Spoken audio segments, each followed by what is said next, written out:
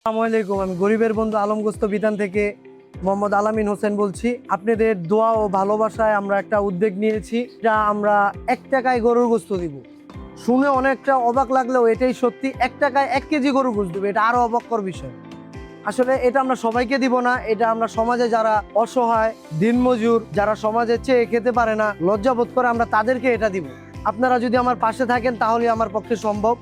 বর্তমান বাজারের ঊর্ধ্বগতির কারণে যেখানে গরুর গোস্তের দাম 800 থেকে 850 টাকা কেজি, সেখানে প্রায় 100 জনকে দিতে গেলে প্রায় 80,000 টাকার একটা বিগ অ্যামাউন্ট। এখানে তো আমি 5 জনকে দিলাম, 10 জনকে দিলাম, এর উপরে তো আমার একা পক্ষে আর দেওয়া সম্ভব না। আমিও গরিব ঘরের সন্তান। আপনারা দোয়া করবেন, আপনারা পাশে থাকবেন, আমি যাতে অবশ্যই আমার এই উদ্যোগটা সফল করতে পারি।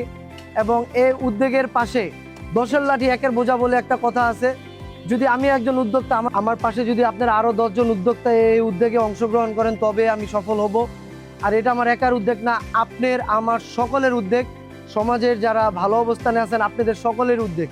কারণ আমরা যারা ভালো অবস্থানে আছি, সামনে কুরবানির ঈদ, আমরা ডেক ভরে গরু গোস্ত রান্না করতে পারবো। আর হয়তোবা আমাদের পাশের ফ্যামিলিতেই দেখা যাবে সেই গরুর গোস্তের সামান্য গ্রান শুনে চুপ করে থাকবে।